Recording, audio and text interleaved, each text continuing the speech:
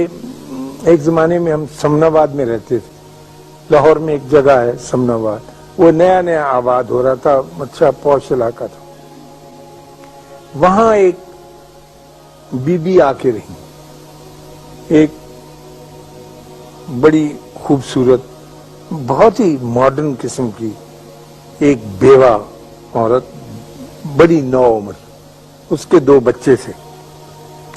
تو ہم جو نیک آدمی تھے سمناباد کے رہنے والے, ہم نے دیکھا کہ ایک عجیب و غریب کردار آ کر ہمارے درمیان آباد ہو گیا, اور اس کا انداز زندگی کا چلن جو ہے وہ ہم سے ملتا جلتا نہیں, کیونکہ ایک تو وہ بہت اعلیٰ درجے کے نہایت خوبصورت کپڑے پہنتی تھی. پھر اس کی یہ خرابی تھی کہ وہ بڑی خوبصورت لڑکی تھی. پھر اس میں تیسری خرابی یہ تھی کہ اس کے گھر کے آگے سے گزرو تو خوشبو کی لپٹیں آتی تھی. وہ سینٹ فریلی استعمال کرتی تھی, وہ جو سپرے نہیں ہوتا. اس کے جو 2 بچے تھے خواتین و حضرات, وہ گھر سے باہر بھاگے پھرتے ہوتے تھے عام جگہوں پر, اور کھانا گھر پہ نہیں کھاتے تھے, لوگوں کے گھروں میں چلے جاتے تھے, اور لوگ ان کو کچھ دے بھی دیتے تھے اور وہ کھا بھی لیتے تھے. یعنی گھر کی زندگی سے ان کی زندگی کچھ کٹ اپ تھی. اور یہ ہم نے دیکھا کہ اس خاتون کو کچھ عجیب و غریب قسم کے مرد بھی ملنے آتے تھے. یعنی ان کی گاڑی, مثلا جو گھر کا عزیز اسرار, اس کی گاڑی کا نمبر آپ جان جاتے ہیں, ان کے ہاں مختلف نمبرز کی گاڑیاں آ کے کھڑی ہوتی تھی. پھر ایک آدمی وہاں گیا ہے, وہ نکلا, پھر دوسرا. تو ظاہر ہے ہم جیسے بھلے آدمی تو کوئی اچھا نتیجہ نہیں نکال سکتے. وہ ان کے بارے میں ہم ایسا ہی رویہ تھا جیسا اب آپ کو میں یہ کہانی سنا رہا ہوں, تو آپ کے دل میں بھی لا مالا یہی خیال آتا ہے کہ ایسی ہوگی. تو ہمارے گھروں میں آپس میں جمعے کے وقت مسجد میں بھی 6 گوئیاں ہوتی تھی کہ یہ کون آ گیا ہے جو ہمارے اس علاقے میں آ کر آباد ہو گیا. مزیدار, بہت محنت سے توجہ سے اس قسم کے چمٹی سے گیدڑ نکالتے رہتے. تو ایک دن وہ گئی, اچھا, اور لیٹ کے صوفے کے اوپر میں دیکھتا تھا, کھڑکی تھی بڑی ساری جو گھروں نے لیا, وہ ناول جاسوسی پڑھتی رہتی.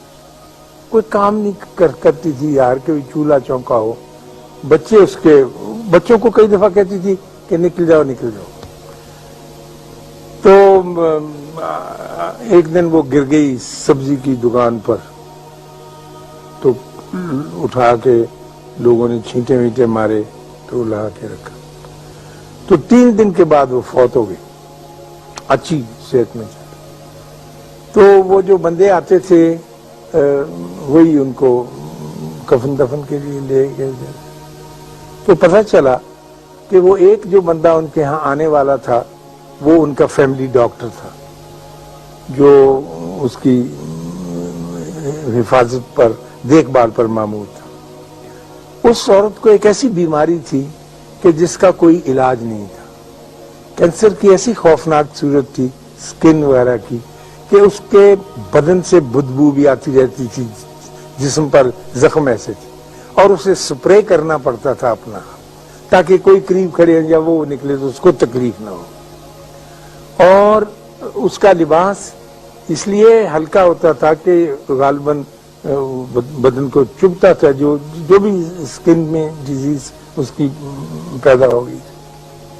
دوسرا اس کے گھر آنے والا اس کا وکیل تھا, جو ہر دوسرے دن آتا تھا, جو اس کی نگہبانی کرتا تھا اس کے حقوق کی, اور جو اس کا خاوند مقرر کر گیا تھا جو اس کے پیسے لا کے دینے. تیسرا اس کے خاوند کا چھوٹا بھائی تھا جو اپنی بھابھی کو ملنے آتا. تو ہم نے اس سے یہ اندازے لگا لیے جو میں نے آپ کے سامنے بیان کیے, اور اس نیک پاک عورت کو جب اس پہ دورہ پڑتا تھا تو وہ بچوں کو دھکے مار کے باہر نکال دیتی, باہر جا کے کھیلو, باہر جا کے, اور تڑپنے کے لیے وہ اپنے دروازے بند کر کے اندر جاتی. تو میرا مطلب عرض کرنے کا یہ تھا کہ ہم تنقید کا کام یا نقص نکالنے کا کام اللہ پر چھوڑیں. اس نے اس کے لیے ایک وقت مقرر کیا ہوا ہے، وہ جانے اور اس کا کام جانے. ہم اللہ کا بوجھ اپنے کندھوں پر نہ اٹھائیں، کیونکہ اس کا بوجھ اٹھانے سے آدمی سارے کا سارا چبا ہو جاتا ہے، چبا سمجھتے ہیں، کمزور ہو جاتا ہے، مر جاتا ہے. اللہ آپ کو آسانیاں عطا فرمائے اور آسانیاں تقسیم کرنے کا شرف عطا فرمائے.